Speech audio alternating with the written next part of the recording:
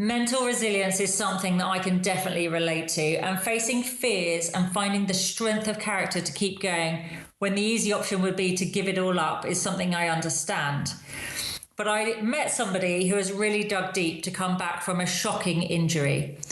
British powerboat racer Shelley Jory-Leigh suffered severe head injuries from a terrible accident in 2010. Her boat sank beneath her. Her and her co-pilot had sustained big injuries.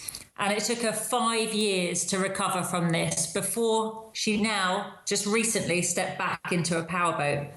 And she's got the taste back again. She's up for the challenge once more. And I had the pleasure of chatting to Shelley to find out how you come back from something like that and how she's finding it and what her plans are for 2016.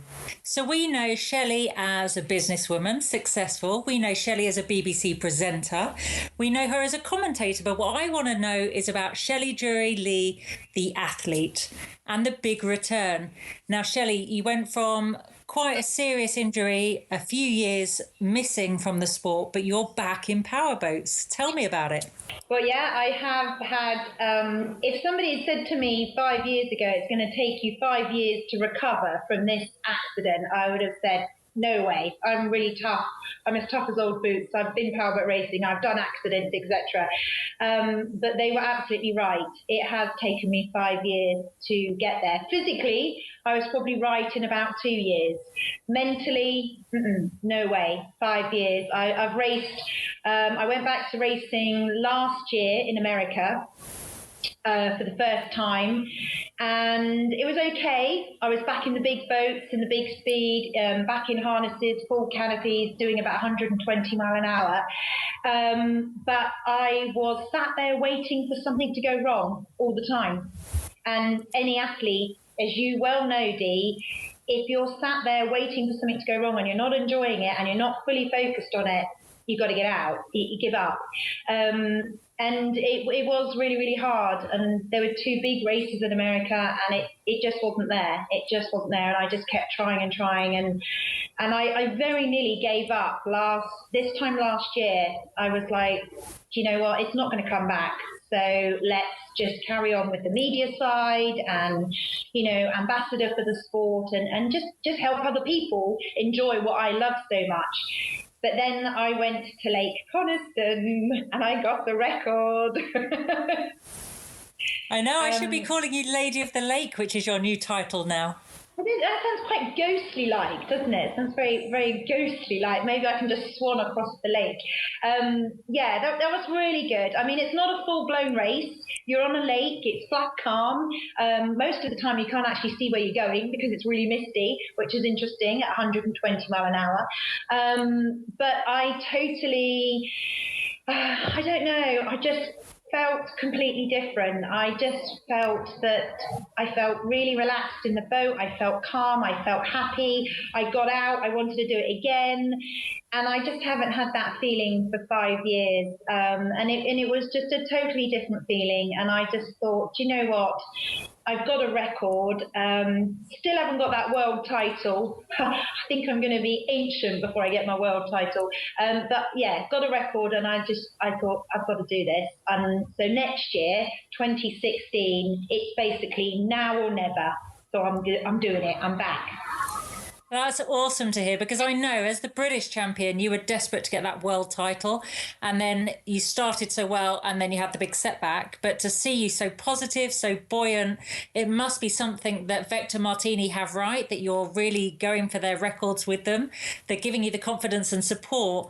But to get back on this roadshow again, you had to go through quite a lot, get your medical back up to date, to get your license, your fitness, I assume, after 5 years, and also the big dunk test. How did you deal with all of that psychologically? The fitness, I haven't quite got back, I have to be fair. Before next year, there's a stone or two that needs to come off and a few muscles need to be refound.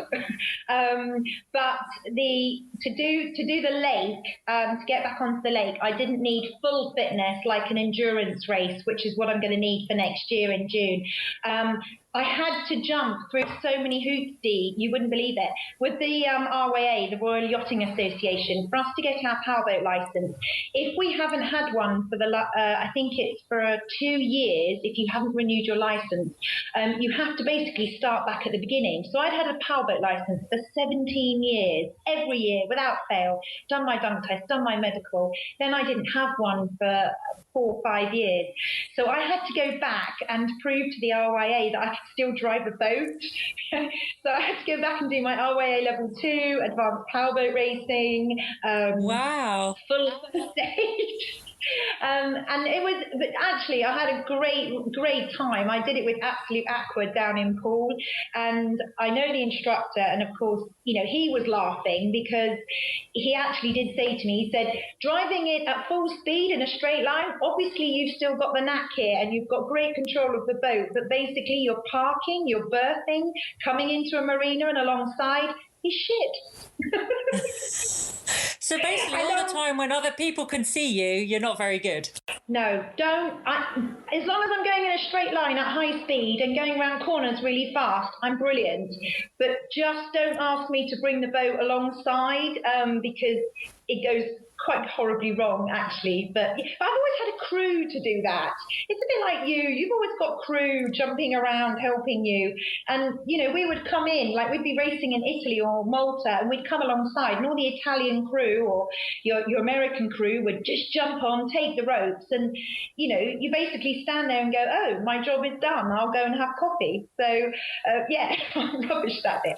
Anyway, I did all my tests. If it makes you feel better, though, I don't think a Formula One driver can do parallel parking. So, you know, it's the same type of thing, I guess.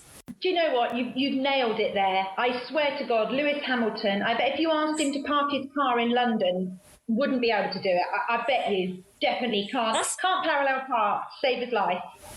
That's why they have chauffeurs at that level. See, this is it. This is what it's all about. No, I did do all my tests. Got back on, did my medical, which I passed, which I was amazed, and then went and did the horrible dunk test, which is always just something horrible. I think anybody who has to do the dunk test for their job, if they're a helicopter pilot, work offshore, it's just horrid. I mean, they put you in a cage, they strap you in, they turn you upside down, and basically, you know, want you to be underwater, drowning, struggling and unhappy, and then they want to make sure that you can stay calm and get yourself out. I mean, it's not the sort of thing that you want to do on every Sunday morning, to be fair. But I did it and I felt very happy, and actually Andark Diving said to me, who've done all my dunk tests for me, bless them, and they know that I'm not a lover of it. I prefer to be on top of the water, not underneath the water. They said as well, they said, you're a different person. You know, the 5-year break has obviously done you good because you are a totally different person. You're calmer, you're more focused. So I'm really hoping that this year is going to be a great year. I'm going for endurance racing. I'm not going to go back racing around the cans at high speed, which is sort of Formula One on water. I'm doing the big endurance racing. So I'm joining your world, Dee. I'm going to head off into the darkness. No, let's clarify. You're still a petrol head, but please tell us, what are you going to do 2016, apart from work on the neck muscles, I assume? Yeah, need to, that's January's ambition, need to get back in the gym and get some of my strength back. We're going to do Venture Cup, which is an amazing powerboat race.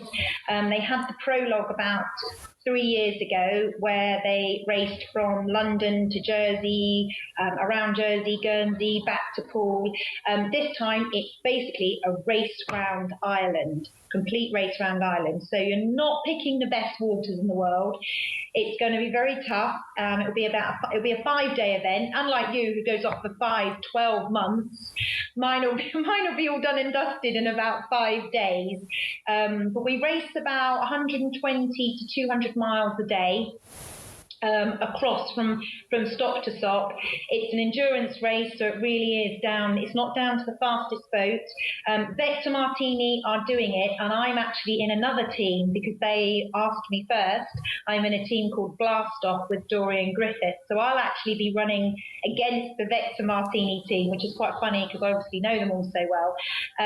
But they're in a slightly different class to me because they're a bigger boat, bigger engines. I'm going to be in a 43-foot fountain with about 1,200 horsepower. So we'll run comfortably at 70 mile an hour, can pop up to 90 if the conditions were good enough for us. So that's the plan, to do the Venture Cup. It won't get me a world title. It will get me back on the race circuit. It's going to be the best. It's the biggest endurance race we've got next year. And then, of course, we always have the Torquay Cows Classic Powerboat race, which happens in August. So we'll be there as well. And then the following year, if there is a World Series that I can enter, then I'll get it. But do you know what? I'm actually quite happy to get the world records with Vector Martini. So round Ireland and then plans for some more competition. Just tell me, are there many girls involved? You've been missing 5 years. Have people followed in your footsteps, or are you still the minority, sadly? I'm still the minority. We are still the minority, but nowhere near like it was when I left 5 years ago. I would like to say that I have encouraged more women to come into the sport. There's definitely more. I can think of, just straight off the top of my head, I can think of a good 8 girls who are racing really well in the United Kingdom in different classes. And I think, when I sort of started, 10, 15 years ago, we were about 3. So they are coming in, and we've also got them coming in at a young age, which is fantastic. In the kids class, there's a couple of girls in the kids class. I mean, we're talking like 9 and 10 years old, and they are absolutely wicked. They're on it and loving it. And yes, there's some great girls moving up. And that's half really good. My age. Yeah, it is. It's really good. It'll always be a man's world, motorsport, but the women are definitely coming through, and are coming through and winning. They're not just competing. They're winning, they're getting the championships, and they're getting the points. Well, you must be really proud, because obviously you're the precursor to all of that happening. And so what time of year is the Venture Cup, just so we know to keep off the beaches in Ireland? The Venture Cup is going to be in June. It's at the beginning of June, and we'll run for the idea is to run for about 12 days. If weather goes bad, then we may stretch out to 2 weeks. But the first 2 weeks of June, we will be blatting round Ireland. And then I am hoping to do some more world records with Vector Martini. They've got loads of records up their sleeve that they want to do. So we've got a little bit of unfinished business with Vector Martini. Need to do some more records with them. And that will be my world title then. I'll get my world record and not go back and do a full series anymore. I've seen it, done it, got the postcard, bit like you. I want to move on to new ventures. Nice. So it's nice to see you be a glory hunter. So Ireland, that's going to be interesting, because there's actually the Round Ireland sailing race as well, which is happening from the 18th of June. So it's very busy in Ireland in June next year. But it's good that they're keeping us both separate, I think. Oh, I might have to stay on and then come and support that. So Robin would be very impressed with me if I did that. That's right. It's good links. Well done. So we're wishing you all the best for that. And it's really lovely to have you on the show. Thank you very much for spending time with us. Thank you. Thank you for listening to Whisk Sports. Don't forget, you can follow us on Facebook and Twitter, and you can download this broadcast from iTunes under the Whisk Sports podcast. The links to all the guests are available in the show notes and accompanying this episode. So until next time, thank you for listening to me, Dee Caffari, and stay tuned.